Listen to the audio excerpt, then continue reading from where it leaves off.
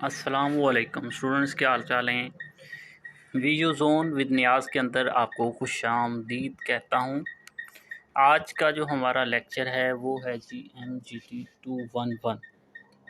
तो सबसे पहले लेक्चर स्टार्ट करने से पहले कुछ बातें आपको बताना चाहता हूं, तो कुछ लोगों का फ़ायदा हो जाएगा। ऐसे स्टूडेंट जिनका ये सब्जेक्ट कंप्लीट नहीं हो रहा, ठीक है, बार बार फेल हो जाती हैं, तो वो हमसे ऑनलाइन क्लासेस ले सकती हैं। फिर उनके लिए हमने ऑब्जेक्टिव फ़ाइल तैयार की और सब्जेक्टिव फ़ाइल, बस वो ये कर लें और साथ हमारी कुछ वीडियोज़ होंगी लेक्चर्स की, और इंशाल्लाह वो क्लियर हो जाएगा आपका मिड और फाइनल। चलें चलते हैं लेक्चर की तरफ। अच्छा जी, अब ये MCQs के तौर पे ये क्वेश्चन पूछा गया है। MCQs में ये क्वेश्चन पूछा गया है, the word business mean the state of being busy. अब बिजनेस यानी कारोबार का मतलब क्या है? अपने आप को मसरूफ़ रखना, ठीक है। ये ऑब्जेक्टिव के तौर पर ये मैंने लिखा भी है, MCQs के तौर पर पूछा गया।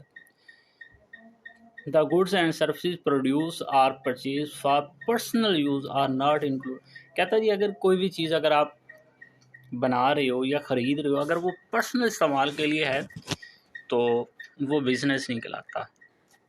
अब बिज़नेस की काफ़ी ज़्यादा डेफिनेशन दी गई हैं, तो कोई सी भी एक ही याद कर लें। Every human activities in engage for the sake of earning profit. कोई भी बंदा है, उसकी ऐसी एक्टिविटी, ऐसा काम जिससे वो पैसा कमा सके, जायज़ हो, हलाल हो, तो उसे हम बिज़नेस कह सकते हैं।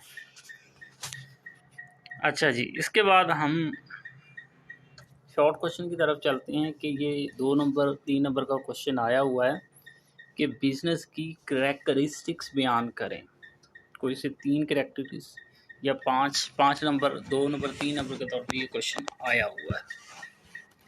तो पहली खसूसियत ये है कैपिटल। कहता है capital is the life blood of every business.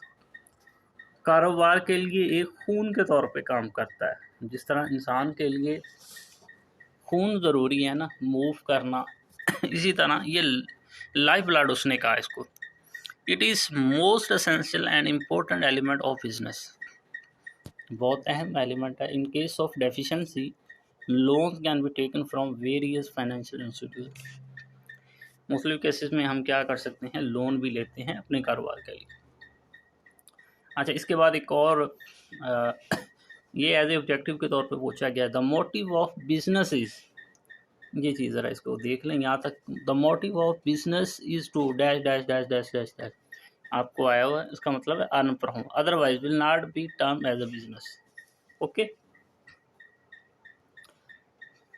Production or purchase of good. अब business deal in production or purchase of, ये भी ऑब्जेक्टिव के तौर पर पूछा गया, ये मैंने हाईलाइट किया हुआ।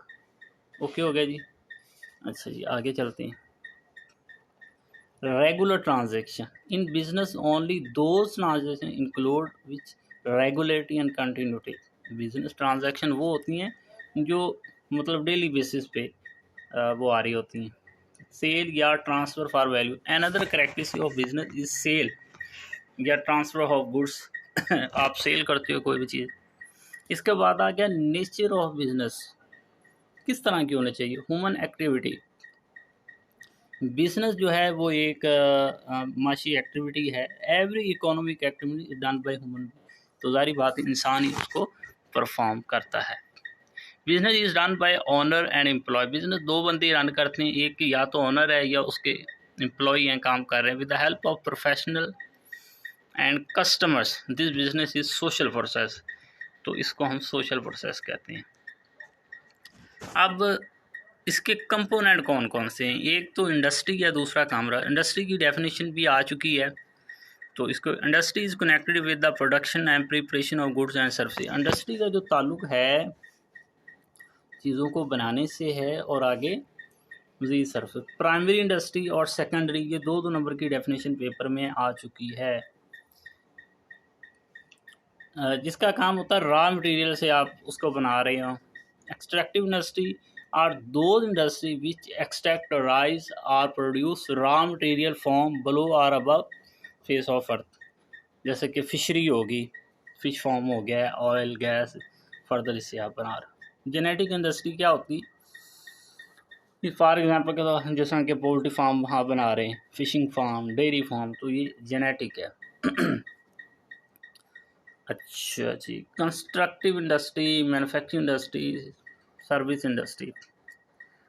अब जिसमें हम बिल्डिंग, कनाल, रोड, वो जैसे कि इसके नाम से ज़ाहिर है, मैन्युफैक्चर, चीनी वगैरह बना रहे हैं, इस तरह की मिल रही। सर्विसेज, डॉक्टर है, लॉयर है, तो वो अपनी सर्विस दे रहा है। जैसे कि मैं टीचर हूँ, अब ये एक ऑब्जेक्टिव के तौर पे पूछा जा चुका है आपका, commerce is the dash component of business, second component of business का है, तो ये भी आप नोट डाउन कर लें एज ऑब्जेक्टिव के तौर पे। अच्छा, ट्रेड को भी देखें, होम ट्रेड और फॉरेन ट्रेड। अब होम ट्रेड क्या है कोई भी चीज़ आप खरीद रहे हो इनसाइड द कंट्री, तो वो होम ट्रेड है। अगर आप एक मुल्क से दूसरे मुल्क को दे रहे हो, तो वो फॉरेन ट्रेड है। इंपोर्ट और एक्सपोर्ट, एक चीज़ को इंपोर्ट करना, दूसरा उधर से एक्सपोर्ट करना, तो ये भी लाजमी देखिएगा, ये क्वेश्चन आ चुके हैं, इंपॉर्टेंट क्वेश्चन है, 2 मार्क्स के। अच्छा जी,